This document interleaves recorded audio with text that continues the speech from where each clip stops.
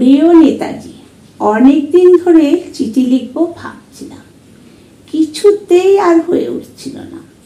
আজ কোনো একটা ঘটনার নিরিখে তোমাকে চিঠি লিখতে বসলাম। ছেলেবেলায় আমাদের দোতলার ড্রয়িং রুমে তোমার ছবি, জন্মদিনে পেতাম বই, সেখানেও তুমি। বাবার গল্পে তোমারই বীরত্ব, দেখতে দেখতে শুনতে শুনতে ক্রমে আমিও তোমার ভক্ত। বাবা বলতেন ইন্ডিয়ার আর একজন নেতাজির দরকার ছিল। মা গাইতেন বীর সুভাষের মহান দেশ। দাদু বলতেন ছেলেটাকে ওরা শেষ করে দিল। ঠাম্মার চোখে তখন আঁচলের খুঁট।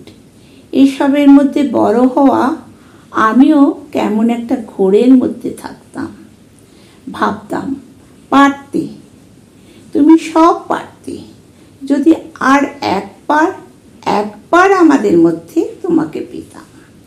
আজ উত্তর 40-এও আমার একই ঘোর।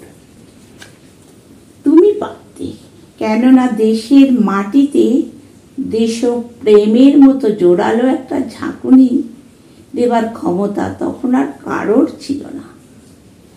এখনো আছে কি?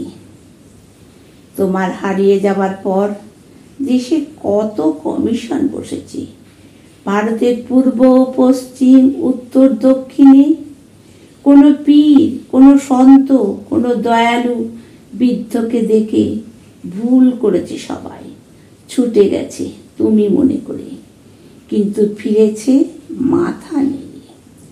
তবু তোমাকে পাবার আশায় বুক বেঁধেছে।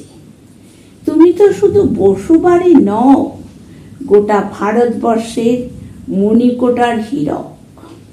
তোমার আলোর শুদ্ধতা কালোকে সাদা করতে পারে, এই বিশ্বাসে ভর করে সবাই ভেবেছিল তুমি আসবে, কিন্তু এলে না। কেটে গেল অনেকগুলো বছর, পেরিয়ে এলাম জীবনের অনেক গলি খুঁজে।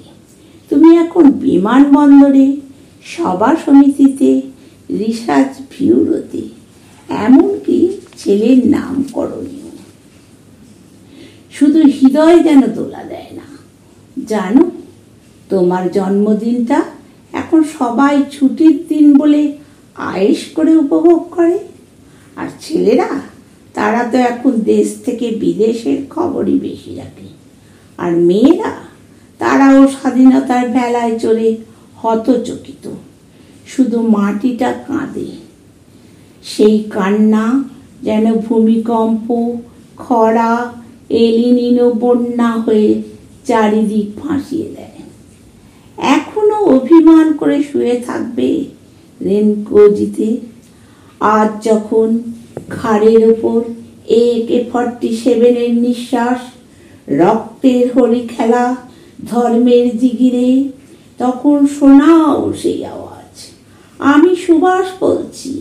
মেয়েটা দৌড়ে এসে বলবে, মা মা দেখো উনি আসছেন। পাশের বাড়ি মেসোমশাই ডাকবেন জানালা দিয়ে, বৌমা আমি বলিনি উনি ফিরে আসবেন। খোলা জানালার ধারে দাঁড়াবেন মায়েরা, তাদের ডান হাতে শঙ্খ, বাঁ চোখে জল। নদী হবে উত্তাল, নৌকা বেসামাল, পরাণ মাঝিও চেঁচাবে, উনি আসতেছেন।